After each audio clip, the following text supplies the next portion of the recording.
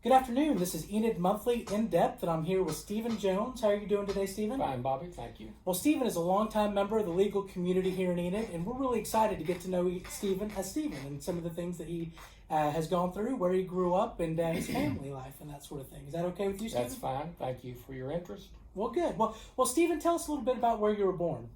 I was born in Lafayette, Louisiana, in 1940. So this year I'll be 81.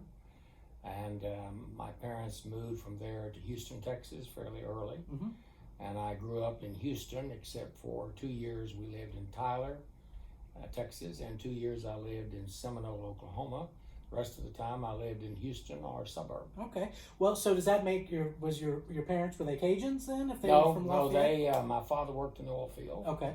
And he was from Houston, and my mother was from Tennessee. Okay. Well, my family, my dad and grandparents, and they were all from southeast Louisiana or southwest Louisiana, and so they were Cajun through and through. Sure, sure, of course. And then moved up to Oklahoma City later on. So you were in Houston when is that where you grew up and went to school? Yes, Houston. Most of the time we lived in Bel Air, which was a suburb of Houston, but very close in. Mm-hmm. So.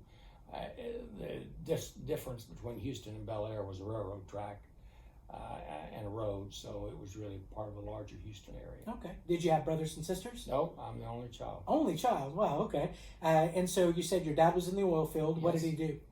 He, from the time that I was conscious of what my father did, he worked for the National Lead Company, which was a Fortune 500 company. And it had a subsidiary named Baroid, which was the largest manufacturer of drilling muds. And my father was in charge of their international department. And so he traveled all over the world selling Baroid to developing countries and to established countries wherever there was an oil field. So he went really, I would say, everywhere except, of course, the two poles. And I don't think he ever went into a communist country. Mm-hmm. Might have gone to Yugoslavia once, but other than that, it was Latin America, Africa, the Middle East, and Canada, and some in the Far East and in Western Europe. Okay. And so your mom, was she a homemaker? She was a homemaker part of the time, but she had a very lucky job, fortunate job. A good friend of hers named Libas Devine was the personal secretary to her brother, whose name was Harris Masterson. The Mastersons were an old family. His grandfather had been United States Senator and Lieutenant Governor and publisher of the Houston Post, and Mr. Masterson had married the niece of a former governor. They were very affluent. He had a flat at the Dakota in New York, where John Lennon lived, a flat in London, and a beautiful estate home in Houston. And my mother was his personal bookkeeper. I see. And during that time, did you end up graduating from school in Houston? Yes. Were you active in sports or anything like that? I you extinguish that, please. Debate, high school debate. I was not interested in sports at all. So my extracurricular activities were either student council, politics, or debate. So you knew early what you wanted to do. Yes. Okay. Yes. So is that when you decided to be a lawyer? Was while you were going through school? I would say probably, Bobby, my third year at the University of Texas. Okay. I decided. So that's where you went to undergrad. Well, I came to OU first for his year, and then I went to the University of Texas at Austin. Okay. For the last 3 years. So why did you go to OU from being down in southern Texas? Part of the reason was that my high school debate coach, a wonderful woman named Molly Martin, had graduated from Central State and taught debate at Purcell, had a lot of winners and champions. And when Bel Air High School opened, it was the first new public high school in Houston. And they had 1,000 applicants for the position. She applied and was hired by the principal, who was a prominent man. Two of his brothers were major Hollywood actors. And he was prominent in the Baptist church, and Molly produced a group of winners, and she was from Oklahoma, spoke highly of Oklahoma. And so I decided to come to OU for a year to see how I liked Oklahoma, and went back to Texas, and then came back to Oklahoma for law school. Okay. So you ended up graduating from the University of Texas, Austin? No, I entered law school under what used to be called Plan 3, which is no longer available. Now, everyone, to be admitted to law school, has to have an undergraduate degree. But back 60 years ago, that wasn't true. In fact, some law schools would accept you without an undergraduate degree, some with only 2 years, but OU would accept students who had 3 years. Well, I actually had 4 years, but if you didn't have an undergraduate degree, it didn't make any difference. If you had the requisite 90 hours, they would accept you. And in those days, very few people went to law school. I mean, there wasn't any waiting list or anything like that. So I studied, majored in English, minored in history, and without a degree plan, then I could take any course I wanted to. I didn't have to fulfill requirements. So I thought I got a very well-rounded education at the University of Texas. Yeah. Well, that's interesting that you came up to OU and then finished law school there at Yes. OU. Was it a traditional 3-year program like it is Yes, now? yes. Okay. And you took the Oklahoma bar? Or, I did. And did you decide that you just wanted to stay in Oklahoma at that point? Well, by that time, I really liked Oklahoma. Molly had really enhanced my view of it, and I'd worked for the Republican Party of Texas at their state committee. And I thought the Republicans in Texas, it was right after we'd elected John Tower to the Senate, were way more conservative than me. And I was just sort of uncomfortable with their political ideology. And I felt Oklahoma, frankly, was a better place to live. It was smaller, more compact. It was possible to know everything that was going on in the state.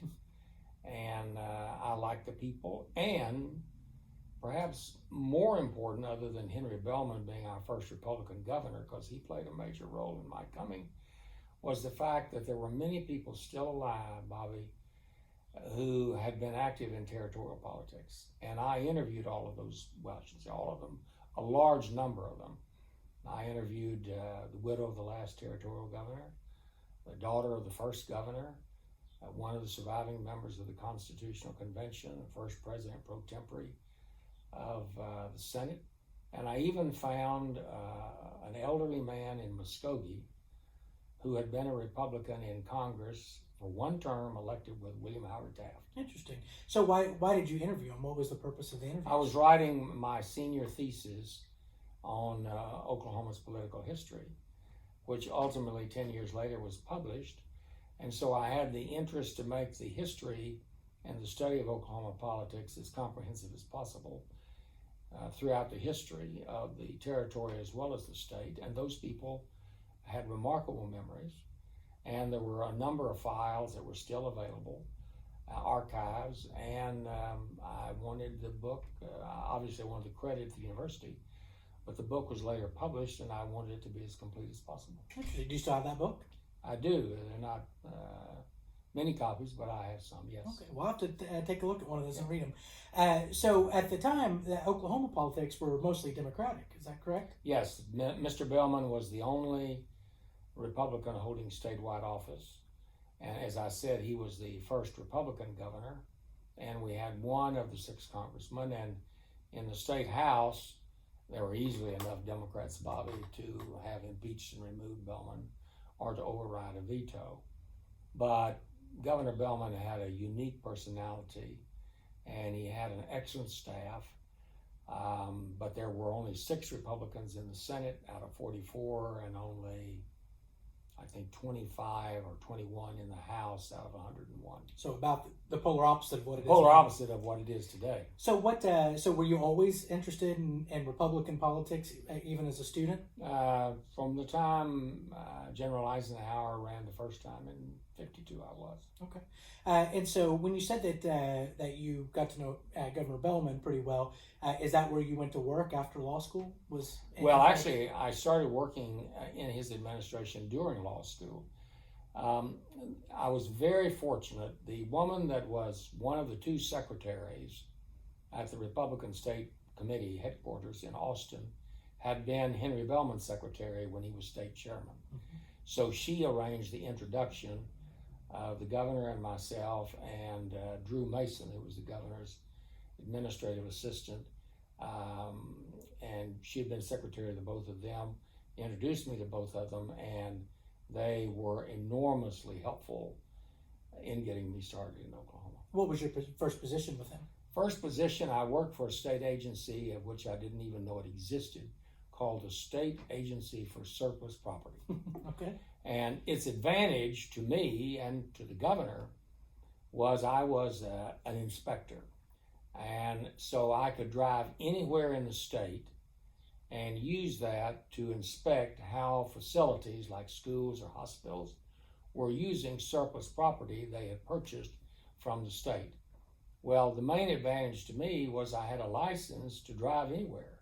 First place I came was Enid. Mm-hmm. And was that because this is the area where Governor Bellman grew up? Or? No, I sort of developed an interest in Enid in Texas. I was looking around, and I made a list of 5 characteristics of where I wanted to live, and Enid was the only one that met all 5. And the more I studied it, the more I thought, well, this is the place to go. And if there was any doubt in my mind, former Governor Henry Johnston, who was still alive, he was about 93, over in Perry, he told me, he said, I told him, Governor, I'm considering, I knew him and met him, and you can understand it was important to Governor Bellman that a former governor who was so elderly from Perry, because Governor Bellman lived in Noble County, that he feel involved. So I would go up on Sunday afternoons and spend 2 or 3 hours with Governor. And we would talk. And I asked him one time, I said, Governor, I'd like your advice. I'm thinking of 3 places, Guthrie, Muskogee, and Enid. And I wondered if you could evaluate them for me. He said, well, Muskogee's a dying town. Don't go to Muskogee. Besides that, it's Democratic. You won't do anything there. Guthrie, there's nothing going on in Guthrie since Charlie Haskell and I moved to the state capital of Oklahoma City. Enid, that's a different deal. And so he told me a lot about Enid, and of course I'd been over here and I met people. And as I said, Enid was the only one that met all 5. But, make a long story short, I dropped out of law school for a while to work for Richard Nixon as his personal assistant. And then after law school, I went to Washington and worked several years. So I didn't actually come to Enid permanently until May 5th, 1969. Okay, so let's talk about that. You just kind of threw that in, that you worked for Richard Nixon, President Nixon. How did, was that before he was president? Yes. Okay. Yes. And what was he doing then? Mr. Nixon, if you remember, after Mr. Kennedy had defeated him, he moved back to California, and he joined the Adams Dukey law firm, and then he ran for governor in 1962 and was decisively defeated. In California? In California. Mm-hmm. Pat Brown beat him. And he wanted to come back to New York. He thought New York was the fast action. He thought he was through with politics. So he had a couple of older men that had taken a career interest in him, and they introduced him to their law firm. And their law firm was looking for a rainmaker. And they thought, well, who better than a man that almost became president? So he moved to New York in October of '63, was admitted to the New York bar on January 1, and Mrs. Nixon, I believe, joined him either over Thanksgiving or Christmas, and I came to work for him about the 2nd or 3rd week of January. And this is in New York? In New York, at his office. A room, there were 3 of us in a room about half this size, myself, Loie Gaunt, who was his office manager, and Rosemary Woods, who was his famous secretary. And then next to our office was Mr. Nixon's office. He had a corner office, and then out front of our office was Shelley Scarney, who's now Mrs. Patrick Buchanan, and she was Mr. Nixon's receptionist. My job was to help him with his research. I see. And so he was a new lawyer then. You said He'd been admitted to the California bar, but he was new and new. Oh, I see. Okay. So what made you decide to go work for Mr. Nixon? He asked me to. Okay. So how did you get in contact with him through working? I did not. I mean, I'd met him a couple of times. Because Oklahoma wouldn't be a stomping grounds, right? No, and I was very young.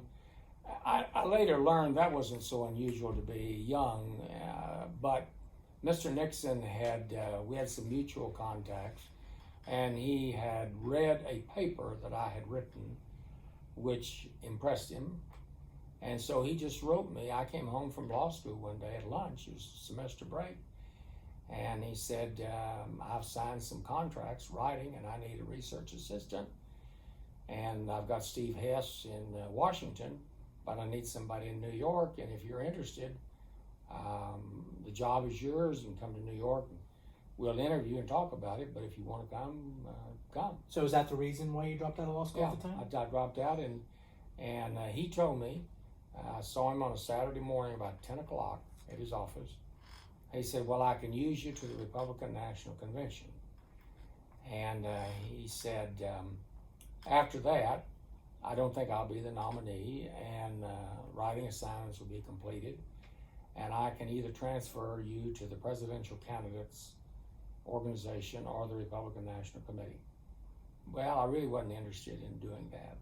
I was not a supporter of Senator Goldwater's, and I didn't think the National Committee would be nearly as exciting as working for Mr. Nixon. So I asked him if I'd go back to Norman, and I asked him if I could take the train back so that I could see the country. And he said, well, sure. So he his secretary got for me a Pullman ticket in New York Central, and I went to Chicago overnight, left New York, stayed 8 hours in Chicago, and then took the Santa Fe down to Norman. Mm-hmm. And that's when you went back to law school? That's when I went back to law school. Okay, and then ultimately you graduated from yes, OU? I did. Did you come to Enid straight from there then? No. Again, Governor Bellman and Drew Mason had asked me to help Robert Lavender, who was the first Republican on the Supreme Court in decades, and the governor had appointed Justice Lavender. He was the second Republican holding statewide office, but he had to come up for election in 18 months, and they needed somebody to help the justice with his campaign because it was still partisan elections. So they called me to the Capitol and said, it's time to pay your marker. And they've done so much for me, so we need you to help. They called him Bob, but Justice Lavender. So every Thursday, either I picked the justice up or he picked me up, and we would go to a county that I had chosen. And I would say, now you need to see this person who's a newspaper publisher, or county chairman, or Farm Bureau president. And that was to get ready for the 66 campaign. So I was also working for Dewey Bartlett, who was running for governor, and I was his research man. And they decided to send me to a 17-state Republican kind of confidential campaign management workshop in a rural setting in Illinois, which turned out to be a wonderful estate. And while I was there, I met Raymond Humphreys, who worked for the National Committee, and there was a bachelor from West Virginia, been on MacArthur's staff, and had been a former member of the West Virginia House of Representatives. And he said he wanted to help my career, so he put me with Congressman Paul Finley. And so as soon as I graduated law school, I went to work as Mr. Finley's administrative assistant. And then during that time, I worked briefly for Senator Chuck Percy of Illinois and Congressman Don Rumsfeld, who was also from Illinois. The Don Rumsfeld that Again, the youngest and the oldest Secretary of Defense. Okay. Yep. And so you were intimately interested in politics, then it sounds like. I was intimately interested. I had wonderful bosses, wonderful opportunities, and I felt I was right at the heart of things. Okay. You ran for office, correct? I did. Fortunately, I wasn't elected. And that was a little bit later. Oh, yeah, that was later. Okay. So when did you actually come to Enid? You were moving around the United States? May 5th, 1969. Okay, so late 60s. Was that the oil boom still going on at that point? No, I went to work for Achin and Carter, Senator Achin. I met, they had asked me to join them in 1965, but I'd gone to Washington. You said Senator Achin. Right. Some people might not know. Was he a state senator? senator? He was a state senator. He was the leader of the Republicans in the state Senate in the 20s. And in fact, he was the only Republican that was a House manager, that is, prosecutor of Governor Jack Walton when Walton stood trial and the Senate was removed. And Mr. Achin had a Republican pedigree. His uncle was a Republican congressman from Milwaukee who had appointed Douglas MacArthur to West Point as a cadet. And Mr. Achin was the Republican nominee for governor in 1942 and narrowly lost. I mean, it's very close. And and Mr. Carter had been mayor of Enid, member of the American College of Trial Lawyers, so they were great mentors for me. Okay, and so you moved up here and did, what was the general practice that you had at the time? They, Mr. Carter had wonderful clients. He represented Union Equity, which the grain company, Surveyor, which was the civilian contractor, George Failing, the oil field drilling rig, and he was general counsel for the Oklahoma Farm Bureau and the Oklahoma Farm Bureau Insurance Company. So mostly a civil practice. Yes, oh yes. But both he and the senator had some major criminal cases earlier in their career. Back then, it was pretty common to be, even if you were a civil lawyer, to be appointed to criminal cases. And that's how I got started. I asked to get on the list, and most lawyers tried to shy away from it, but I thought it was very interesting. Okay. And so did you enjoy your time in Enid at that time? Absolutely. Well, I've never regretted either moving to Enid or staying here after the trial in Denver. Okay. And so you were here in 69, and did you just build your practice with Mr. Achin and just thrive that way? Is that what happened? No. An incident happened, became a national news incident. On May the 4th, or May 3rd, the president, who was Mr. Nixon, authorized what was called an incursion, but actually an invasion of Cambodia. And there was a tremendous pushback on college campuses and the anti-war protest. And the next day, 4 students at Kent State in Ohio were shot by young men who were members of the Ohio National Guard. And when that happened, there was an eruption in the country that was probably 5 times the intensity of the George Floyd murder. And there were over 1,000 campuses that the students shut down. And the day after that day, OU remained open largely because of the leadership of Herbert Holloman, who was president. But it was a very tense situation. There was a young student named Keith Green, who was an anti-war protester, and he had a homemade Viet Cong flag that had been used in a model student, model UN. And he put the flag on a pole and went to the Army ROTC drill, which was at 4 o'clock in the afternoon, and started waving the flag in and among the cadets. And when he did that, there were 3 or 4 law students who told the chief of police at OU that that was a felony and showed them the statute, and they arrested Keith, put him in the squad car, and when they did that, about 800 to 900 students sat down around the car. And they wouldn't move, and they had insufficient numbers to remove them. So the governor authorized the Oklahoma Highway Patrol and units of the National Guard to come to Norman and the campus and remove the students one by one. And which governor was this? Bartlett. Bartlett. And Keith was taken down to jail at 10 o'clock at night, made bond, was released, and then went to 12 lawyers to find a lawyer to represent him. None of those lawyers would take his case, even though his family could certainly afford it. And one of the lawyers was a friend of mine named Phil Horning. And Phil said he couldn't take it, but he said, but I've got a friend in Enid that just started practicing and he might be interested. So Keith called me, and I said, well, if you can come to Enid, I'll talk to you about it. And he said, well, I don't drive, but I'll take the bus. So he took the bus from Norman to Oklahoma City, changed buses, came into the bus station, which used to be down here. Came to my office. I wouldn't know. So yeah. Down, when you say down. Well, it's over, it'd be Washington and Adams, maybe. Okay. And he walked to my office, which was in what we call the Bass Building then, it's Triangle Building now. And the first thing I noticed about him was it was obvious that he had very limited vision. He was legally blind. In the meantime, I'd read the newspapers and I found out that the United States Supreme Court had declared the so-called red flag statutes unconstitutional in 1930.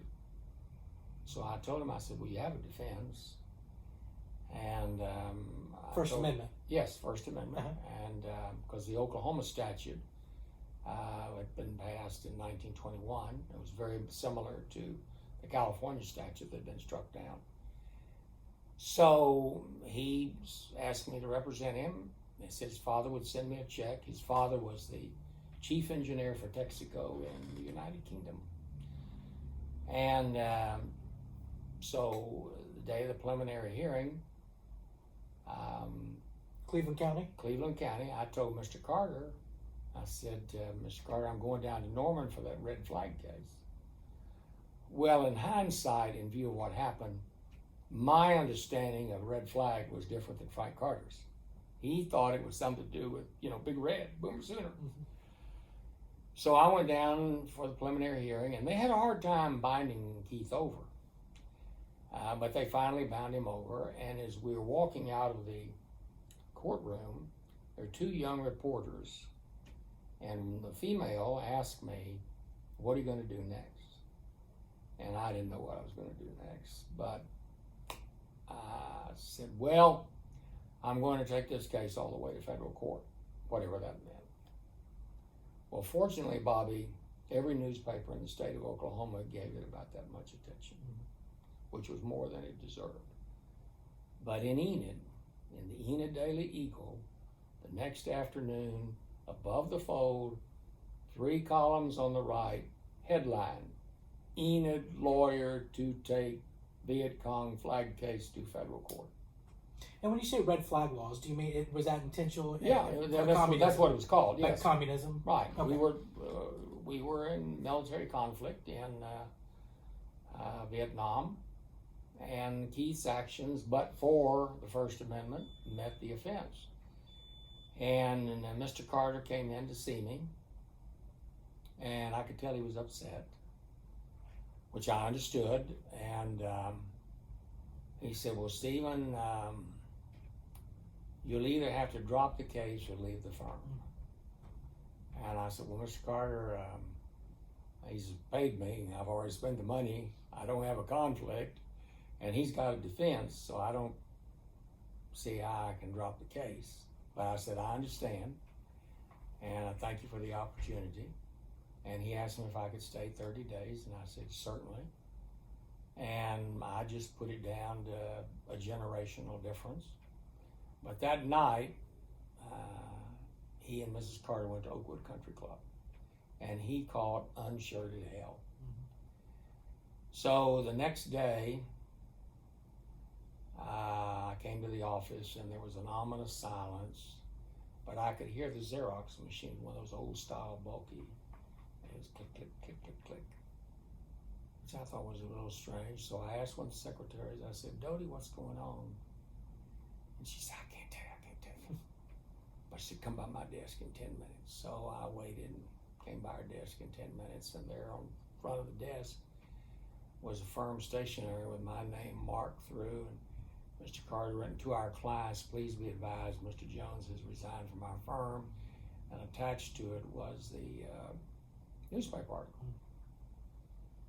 I said, what are y'all doing with these? She said, he's mailing them out. I said, are you kidding me? I said, how many? And she said, well, about 5,000. Oh, wow. I said, you've got to be kidding. No. So every prominent person in Enid. Well, and the bar and every member of country club, all over.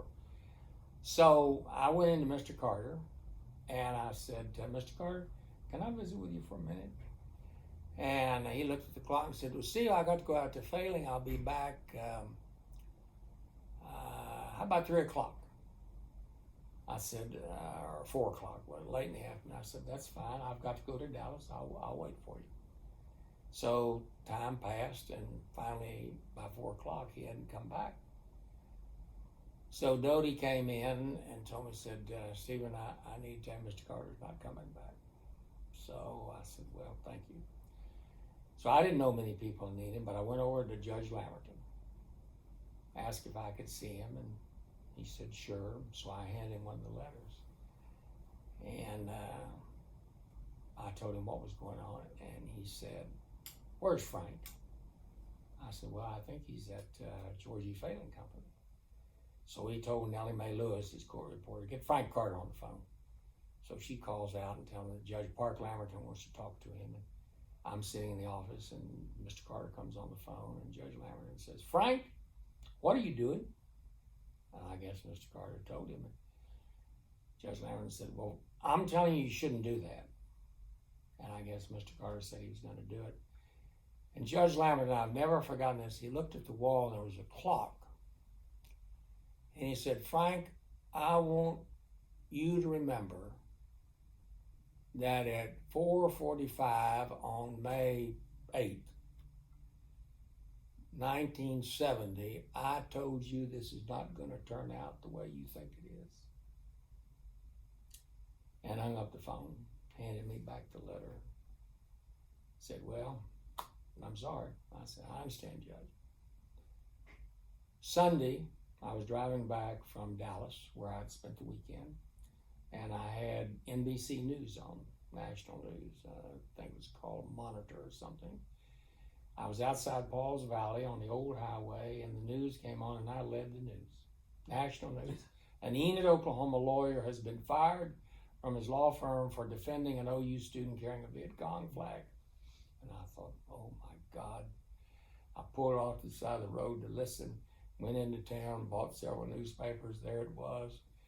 Got home, and there were lots of phone calls, and Richard Caron came by to see me. Well, at the time, were you concerned that you were finished in Enid? I think I was in a state of shock. Mm-hmm. And Richard came by that afternoon when I got back, probably about 8 o'clock, said, I got some space down in my office, and you're welcome to office.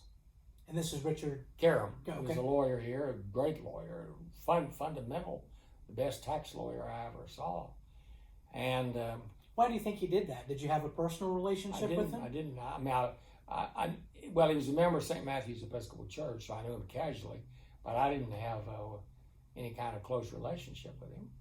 But he rented from Ken Martin, and so I got a room with a desk, and I went out to Thurman Bridge and Block, bought some black cinder blocks, and got some lumber, and made some bookshelves out of the blocks and the lumber, put my law books on it, started practicing. Okay. Well, it sounds like being a Republican back in the 50s in Oklahoma, taking a case like that up here was, I would guess, would be a relatively conservative area that wasn't involved in a lot of the protests that maybe Norman was in some of those areas.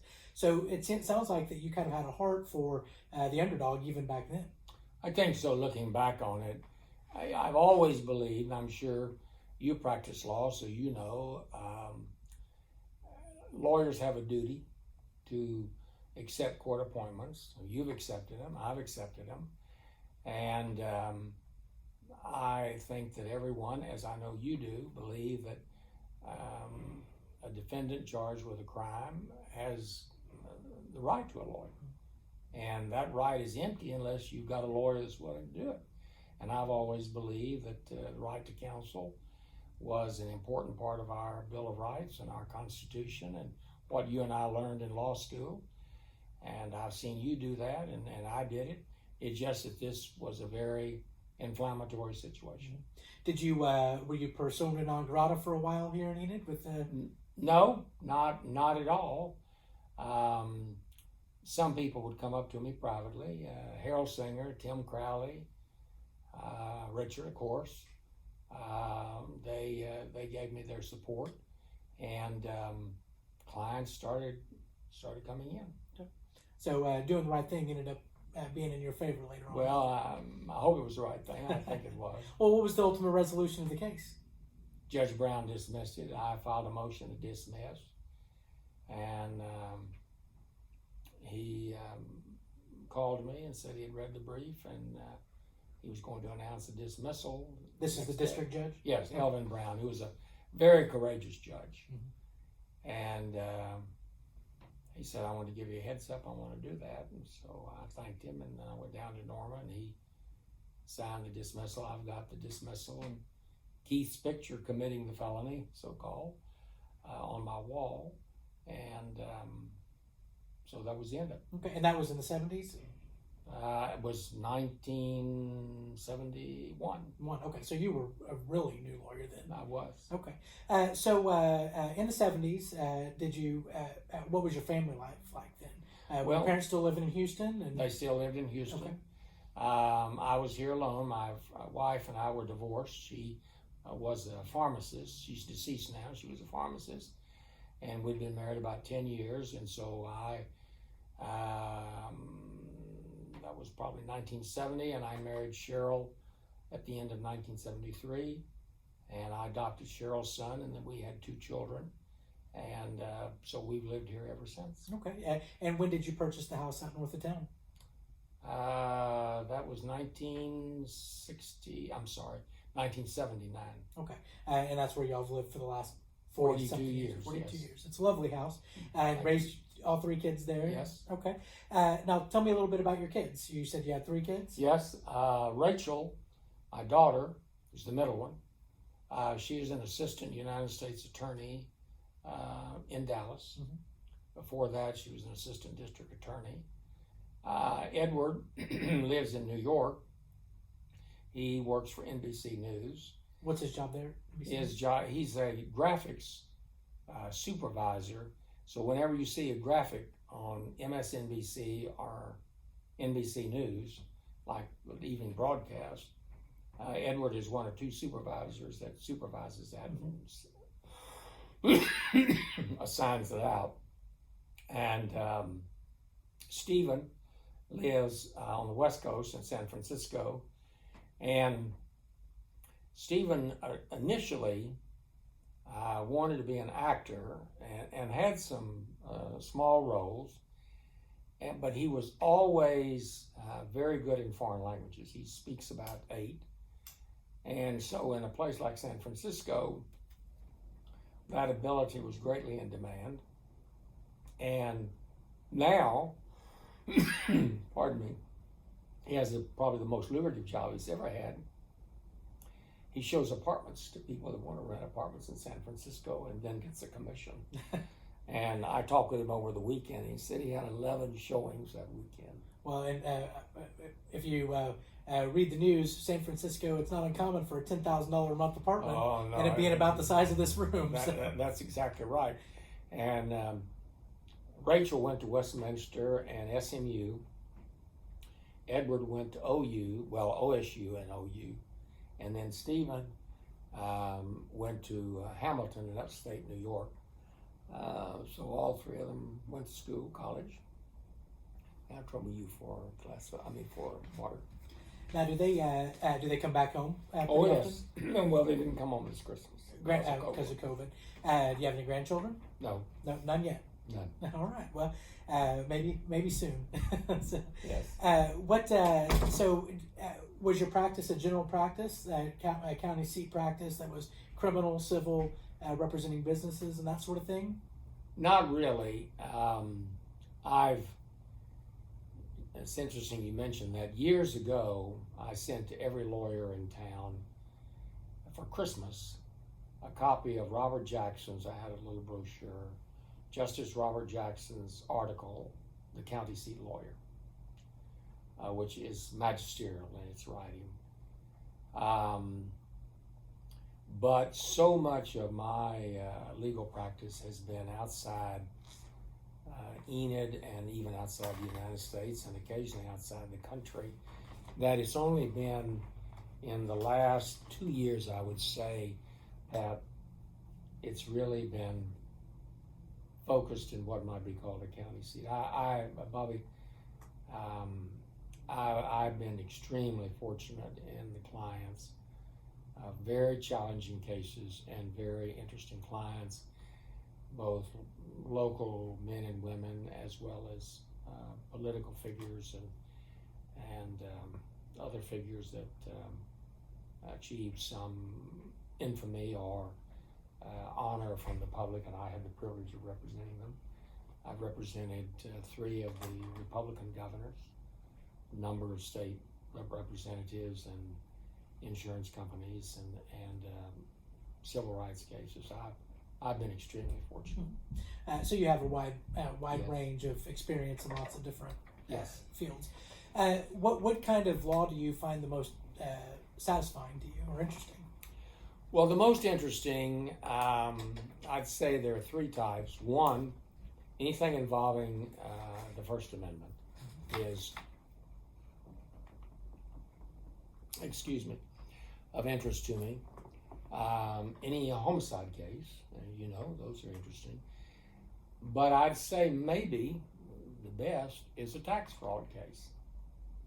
And I'm not a tax lawyer, but I do have some pretty good experience in defending people that are either under investigation or indictment for federal tax crimes. And that's kind of a specialty. And I enjoy that work. It's a unique type of work. Okay. Now, obviously, around here, one of the most famous cases that you had was the Timothy McVeigh case. How did you come to find yourself appointed to that case? Judge Russell called me.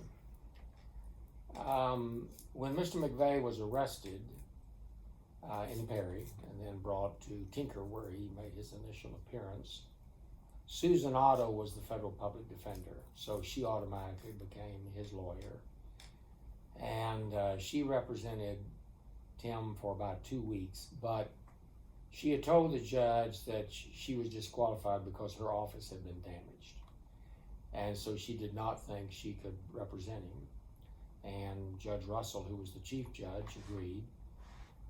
So about 2 weeks later, I received a phone call at my office. I was out of the office, but there was a note on the back of my chair, back here, said, Chief Judge Russell wishes for you to call him. And gave his number after 5 and before 5, and I got the office about 6. So I called him and got a voicemail and gave him my home number, told him I was returning his call. And that night, about 9 o'clock, which was on May the 5th, 26th anniversary of the day of my coming to Enid, he called me. And I went into my library and answered the phone, and this voice said, as I recall, Mr. Jones, Mr. Stephen Jones, and I said, yes. And voice said, Mr. Jones, this is the Department of Justice Watch Command Center in Washington. Please stay on the line for Chief Judge Russell from Oklahoma City. So a few minutes or a few seconds, I heard Judge Russell's voice, and he said, well, I guess you know why I'm calling you. Did you? I did not. And I said, I have no idea why you're calling me. And I reached for a legal pad. And he said, well, then I'll come straight to the point. He said, we've had a meeting down here, the other judges and myself, and we have a question to ask you. And he said, the question is, if asked, will you agree to represent someone who has been or will be charged in the bombing of the Murrah building? And I said, well, I don't have a professional problem with it. I understand what you're doing. And I've certainly been involved in controversial cases, but I don't think I've ever been involved in one in which I thought my wife or children or home or even the building where I practice law could be at risk. And I think in fairness, I should talk to them. So the judge said, well, I agree. How long will that take? And I said, 24 hours. He said, call me back at this number tomorrow at 6 o'clock with your answer, which was actually less than 24 hours. Were your kids in school at the time? They were each in college. Okay. And so about an hour later, Cheryl had been out, and she came in, and I still hadn't turned on the lights. I'd been sitting in the library. I said, Raider, that was my nickname for her. I said, come in, I have something to tell you. So she came in the library, and the first question she asked was, why are all the lights off? And I said, Booter, another nickname. The call that you were afraid would come has come. And Cheryl had told me from the beginning, she said, they will call you. And I said, no, they won't. That's not how it works. I'm not even on the panel. And she said, I don't care. You will get the call. And I absolutely did not believe that. Hadn't asked for it, didn't expect to get a call, and yet, as so often the case, she was right and I was wrong. So I called the judge back after making, I talked with about 9 people in Enid whose views I greatly respected, and then I called the governor because I was the governor's special counsel at the time, and I called Lou Ward, Nancy Davies, Bob Berry, Ray Pickle, who was sheriff, as you recall, and then I called the judge with the number, and I said, in response to the question you asked me, I repeated back the question, and I said, the answer is yes. And he said, good.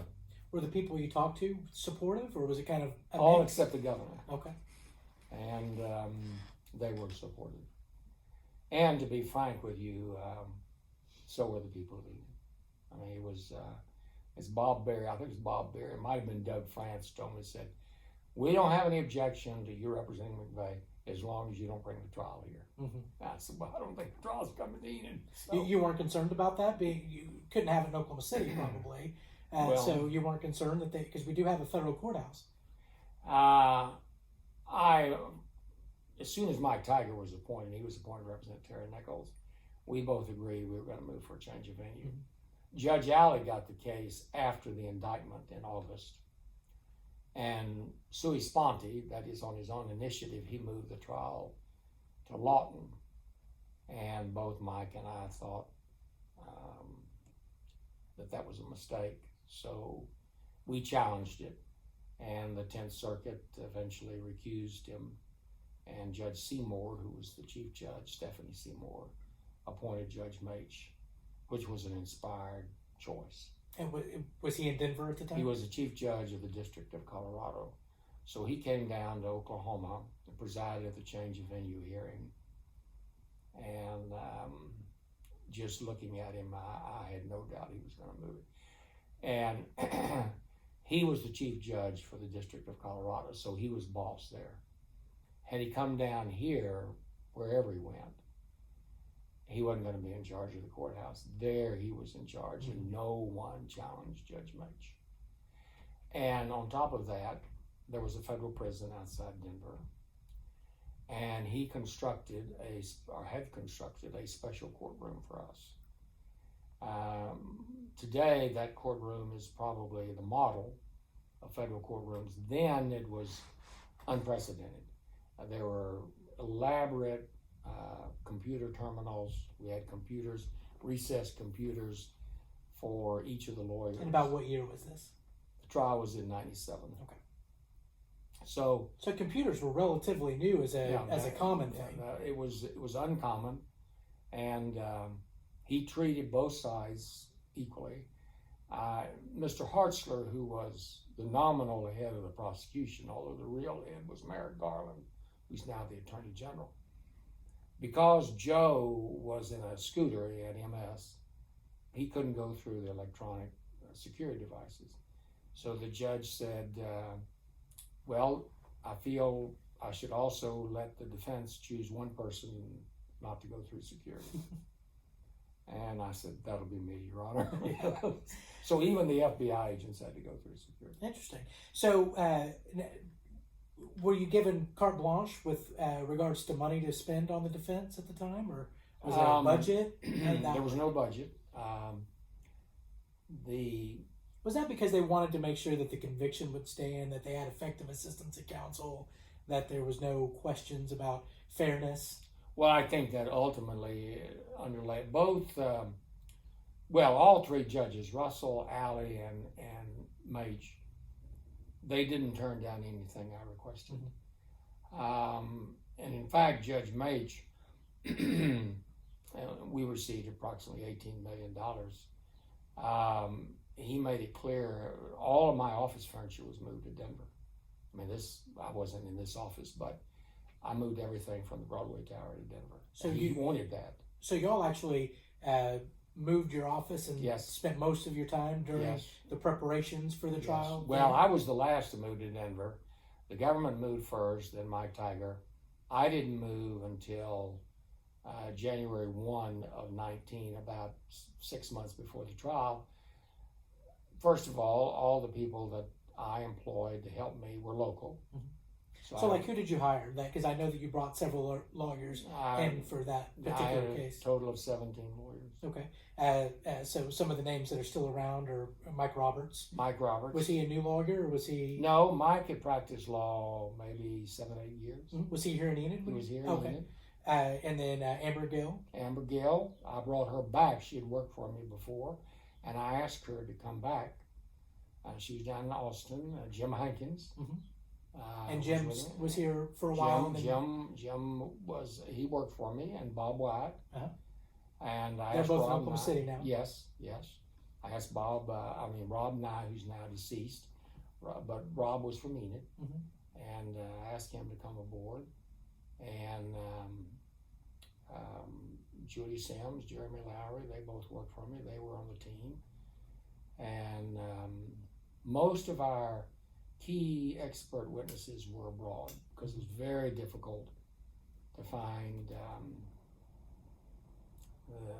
experts that we wanted in the United States. Most of them, none of the people involved in bomb trace analysis or the architect of bombs would help us except for one.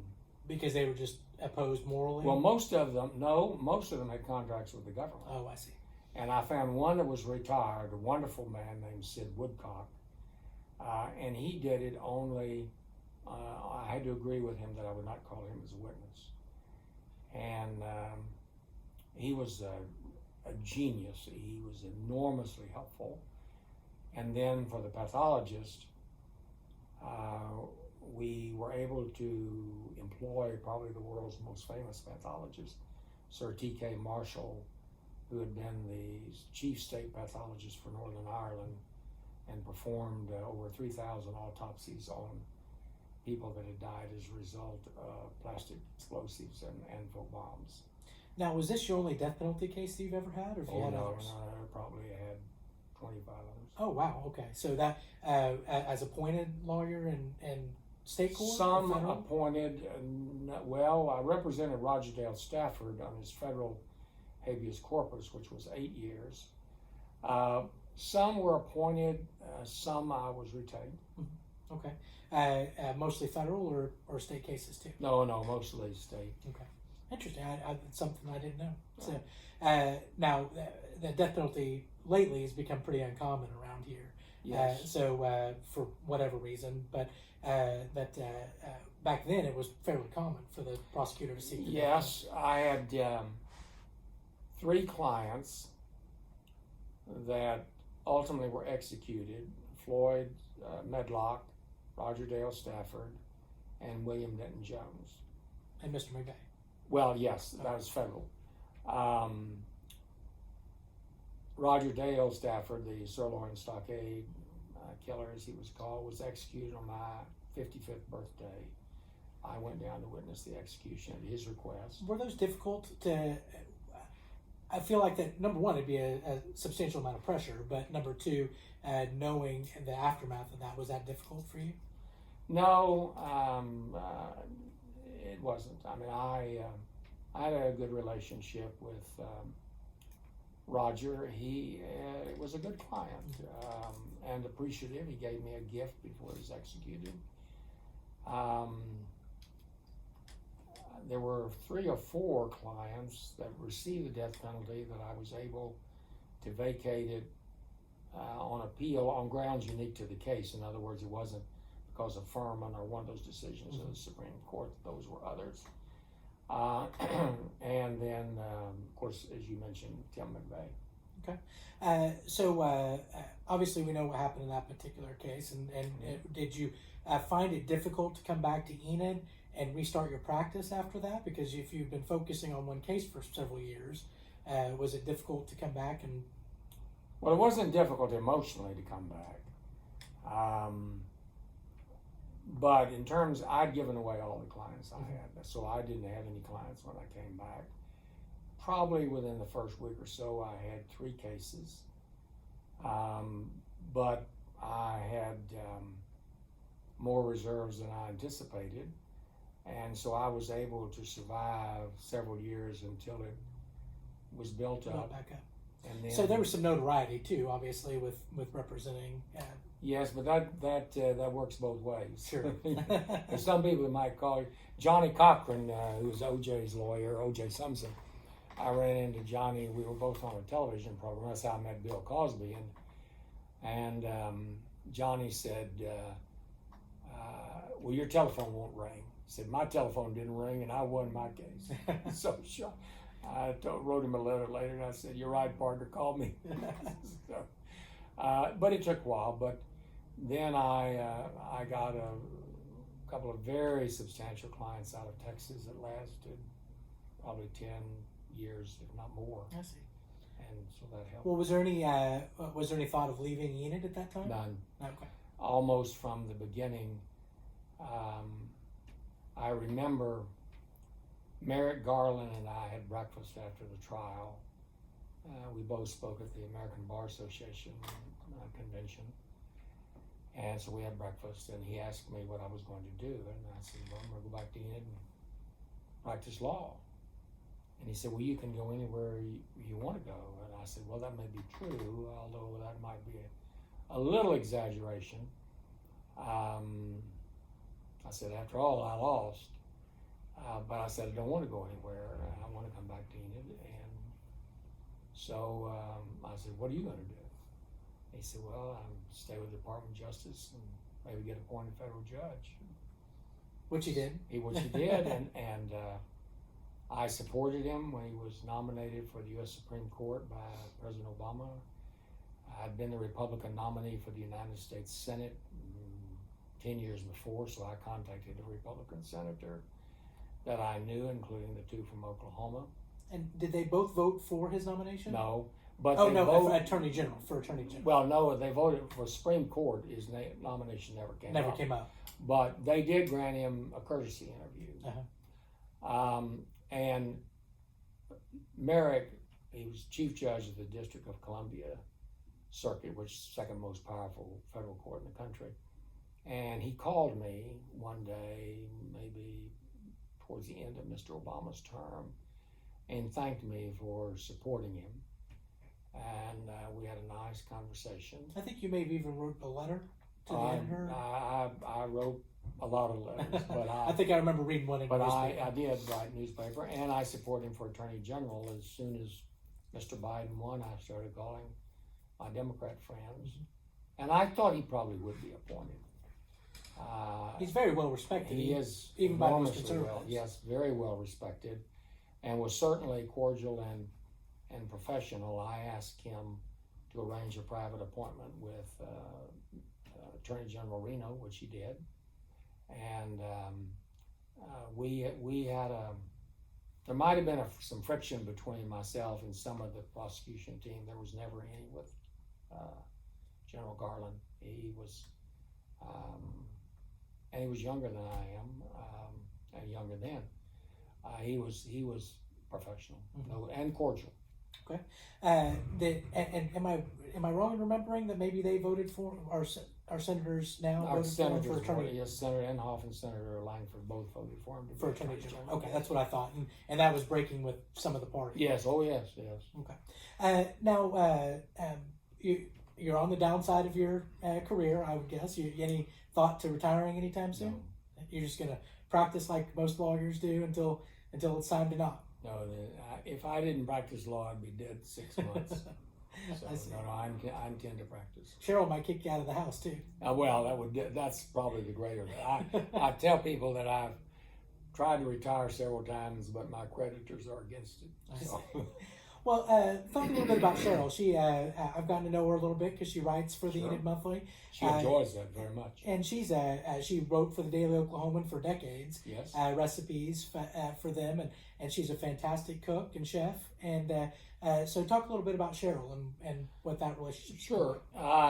Cheryl went to high school in Guyman, and when she was in high school, she won the Miss Teenage Oklahoma contest and was one of the finalists at the national pageant in Dallas, which was filmed nationwide. All the Guymen supported her. It was a very heartwarming thing. Then she went to OSU, and she met a woman that I dated who's from Enid, who's quite prominent in her own right, Letitia Chambers. And Letitia, most people do not know this, but Letitia was the first woman in the history of the United States Senate to be staff director of a standing Senate committee. She was staff director of Labor and Public Welfare under both Senator Williams and Senator Ted Kennedy. And she then was one of our ambassadors to the United Nations. She formed a very successful lobbying company. She's retired now. She married the last Republican congressman from Vermont. Well, Letitia and I dated when I was in Enid and she was getting her doctorate degree. She wanted to go to Washington, and I had come from Washington, and I didn't desire to go back. So we both realized, ultimately this is not going to go anywhere. But she's the one, she came by my office one day and she said, I have somebody you should meet. I know somebody you should meet. And so she introduced me to Cheryl, and magic happened. All right. Well, and she's a great homemaker. And did she have other jobs besides writing school college? Teacher. She was a teacher at Skyline Elementary School before we were married. And after the trial in Denver was over, I told her, I said, Booter, this is your time now. And the Oklahoman asked her to be their food columnist every Wednesday. I think it was, Wednesday. So every Wednesday for 17 years, she had to write 500 words, which towards the end was a major effort. I mean, sure. Because it was not about restaurants, it was about food. And she had a wonderful time. She had a private interview of almost an hour with Julia Childs. And she had some very small group meetings with Martha Stewart and made several trips to Europe to go to various schools and kitchens there. And she fixes dinner for me every evening. No one in Enid, I think, eats as well as I do. I bet you that's true. Now, we briefly glossed over your time as a politician, a professional politician. Can you tell us a little bit about what that was? Well, I ran for office several times. Sometimes won the primary, never a general election. But most of my work in politics has been either as a lawyer for a candidate or an office holder or the national committee, rather than being a candidate myself. And I've heard you say often to people that I'll either support you or be against you, whichever helps you more. I call my friends and I say, tell me who your opponent is. I'll send them a check. All right. Well, so what did you find as a candidate that you said you ran several times? What was the highest office you ran for? United States Senator. I was the nominee of the party for the Senate in 1990. Okay, and that was before Oklahoma was a Republican state.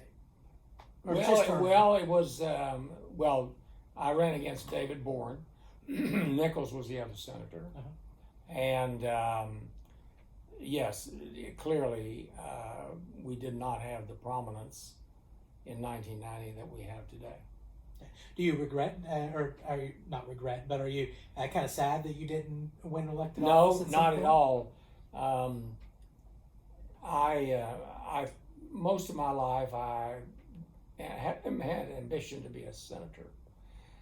I wrote a biography of a senator. I worked for the Senate. Which one? Chapman Revercombe is an obscure Republican from West Virginia. Why did you find him interesting? A high school experience. And senator's long been gone, and I did it for his family. And there was another Republican that served with him briefly, and so they asked me, would I do it? Well, I'd admired the senator for so long, so Ann Bradley and Bob Meyer helped me. It was privately printed, and I presented it to them at Christmas.